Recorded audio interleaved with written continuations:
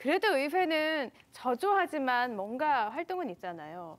지금 다룰 문제는요, 더 답답합니다. 아예 성사조차 되지 못했는데요. 마지막으로 외국인 근로자 입국 무산에 대해서 이야기 나눠보도록 하죠.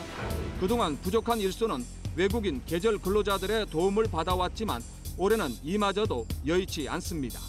베트남 계절 근로자를 도입하여 그 인력 부족 문제를 해소하려고 노력하여 왔으나 그 법무부의 개정된 지침으로 인해서 결국 이 사업이 무산되게 되었습니다. 시군마다 일손 부족 해소를 위해 대도시 일자리 센터와 연계해 농가와 연결해주는 등 대책을 마련하고 있지만 당장 효과를 기대하기 어려워 농민의 걱정이 깊어지고 있습니다. 허성규 위원님의 결당 어떤 거 준비하셨죠? 네, 제가 여름을 맞아서 노래로 준비했습니다. 오늘 노래 풍년이네요. 네. 동작도 있는데 해보고 별로면 다시 찍도록 하겠습니다. 네. 농촌은 우리를 향해 열려 있어.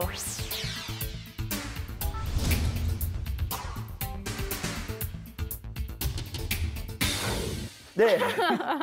농촌은 우리를 향해 열려 있었지만 우리 사회는 외면해 왔습니다. 이번 주제는 코로나 이후의 농촌 사회의 중요성과 농촌 소외를 절실하게 일깨워줬다고 생각해서 제가 간절히 불러봤습니다. 다 같이. 우리를 향해 열려 있어. 네, 카메라가 잘 안 나오네요. 간절한 마음을 담아서 일정도 따라야 되네요. 음표도 찍어주시면 고맙겠습니다. 네. 요구하시는 게 점점 늘어날 것 같은데. 근데 맞습니다. 한창 지금 일손이 필요한 시기잖아요. 그런데 지난 7월 27일에 베트남에서 들어오려던 이 380여 명의 외국인 계절 근로자 입국이 결국에는 무산된 거죠. 네, 먼저 아마 시청자 여러분 그 외국인 계절 근로자 제도가 생소하실 겁니다.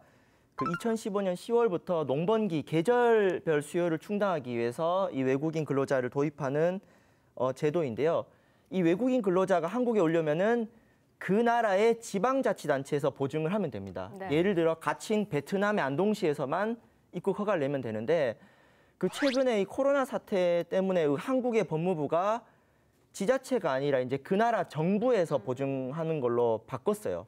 더 힘들어지는 거죠. 네, 근데 지금 이제 코로나에 대한 부담이 크다 보니까 그 나라 지방 정부가 이제 보증을 잘 안 서주는 겁니다. 그러다 보니 이 외국인 근로자들 한국에 오기로 했던 분들은 오갈 데 없이 좀 붕 떠버린 상황이고요. 한국의 농가는 농가대로 당장 인력이 와야 되는데 오지 못하는 상황이고 그런 어떤 엇박자 속에서 지금 사면 초과를 겪고 있는 상황이라고 보시면 될 것 같습니다. 뭐 코로나의 심각성도 물론 조심을 해야겠지만 지금 뭐 베트남 근로자도 그렇고요. 일손이 부족한 농가도 그렇고 너무나 힘든 시기인 거잖아요.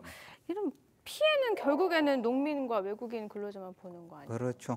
농민과 외국인 근로자가 이제 직접 피해 당사자인 것은 뭐 너무도 분명하고요. 네. 그런데 최근에 이제 국외 입국자들이 코로나19 감염자 수가 너무 많이 늘어나고 있어요. 네. 그러니까 해외 입국자에 대한 여론이 별로 안 좋죠.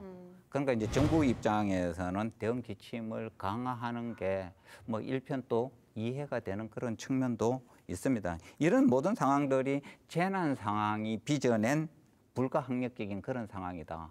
그럼 이제 정부나 지방자치단체가 손 놓고 있으라는 게 아니고 피해를 최소화하기 위한 대책들을 발빠르게 세우라는 겁니다. 그렇죠. 그러니까 코로나 상황 때문에 못 들어오게 되면은 공공근로 같은 경우에 이 농사철에는 공공근로를 하지를 말는다든지 그다음에 뭐 예비군 훈련을 대민 봉사 지원으로 바꾼다라든지 이런 방법들이 있을 겁니다. 문제는 이제 늦었지만은 농업 구조나 인력 수급에 대한 근본적인 대책을 마련해 달라는 겁니다. 언제까지 우리 농업이 외국인 농업 근로자에게 손을 빌려서 농사를 질 겁니까? 그렇죠. 그럼 경쟁력이 있습니까? 지속 가능성이 있습니까? 그러니까 지금까지 정부는 농업 인력 수급에 대한 대책이 없었다는 거죠. 손을 놓고 있었다는 거죠. 급하게 땜질식으로만 농업 인력을 조달해 왔다는 겁니다. 이참에 모든 밑바닥까지 다 봤으니까 정부가 책임을 지고 지속 가능한 농업에 대한 정책을 마련해 달라는 겁니다. 네. 거기만이 살 길이죠, 농민이. 네, 코로나가 뭐 계속된다고 하는데 계속 이대로 가면은 뭐 외국인 계절 근로자는 못 들어오는 거고 농민은 계속 일손이 부족한 거잖아요. 대책도 어떤 게 필요할까요? 일단은 근본적인 대책을 유희순 위원님께서 이야기하셨는데 네. 지금 근본적인 대책은 외국인 노동자들을 한국에서 일하게 만드는 제도인 이 고용허가제를 손질하는 것이다. 이 노무현 정부 때 이걸 도입을 했었는데 이게 가진 단점이 사업장 이동의 자유가 없습니다. 외국인 노동자들이. 만약에 일하다가 문제가 있어서 그만두게 되면 추방이 되거나 네. 불법 체류자가 되고 그리고 농업 계절 근로자제로 들어오게 되면 딱 몇 개월 일하고 또 나가게 됩니다. 사실을 인정하는 겁니다. 외국인 노동자가 우리나라에 없으면 농업뿐만 아니라 제조업도 상당히 어렵다. 그러면 이들에게 사업장을 이동할 수 있는 자유, 노동권을 보장해 주는 방안으로 노동허가제로 개편하는 것이 지금 제조업들은 공장이 문을 닫은 곳들이 있잖아요. 그럼 이 노동자들이 농업에 필요할 때는 나 거기 가서 일을 할래. 자기가 선택할 수 있게 된다면 사실 지금 코로나 시대가 지속된다고 했을 때 우리가 선택할 수 있는 가장 근본적인 방안이라고 보여지고요. 이것이 국제노동기구가 이야기하는 노동권의 보장이라는 측면에서도 우리 정부가 나서야 되는데 이런 데는 전혀 관심이 없는 것 같습니다. 네.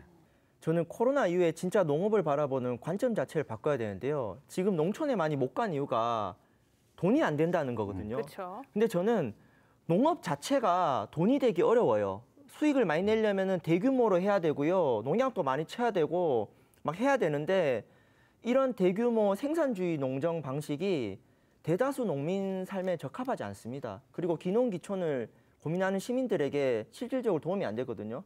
그래서 그 농민 기본소득과 같은 사회 안전망이라든지 수익과 영리 관점이 아니라 좀 농촌이 지속 가능할 수 있는 그런 좀 전반적인 대안 제도로 좀 우리 사회가 길게 보고 가지 않으면은 이런 단기적인 인력 수급 문제는 결코 해결할 수 없어서 코로나 사태 이후에 완전히 그 농에 대한 관점을 좀 바꿔야 되지 않을까라고 생각이 듭니다. 농촌에 대해서는 워낙에 농촌 인구도 줄고 일손 부족도 심각한 게 오래됐기 때문에 다양한 논의가 필요할 것 같아요.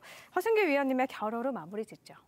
네, 농자 천하지대본입니다. 대한민국 건국 이래 농정이 우선이었던 적 없습니다. 정권이 바뀌어도 그대로입니다. 이번 정부 한국판 뉴딜의 농업정책 부실합니다. 이제는 성장과 직선의 농정이 아니라 생태와 순환의 농정으로 좀 코로나 이후에 바뀐 이 시대 흐름에 맞춰서 우리 농업 문제를 좀 여야 좌우를 넘어서 함께 고민했으면 좋겠습니다.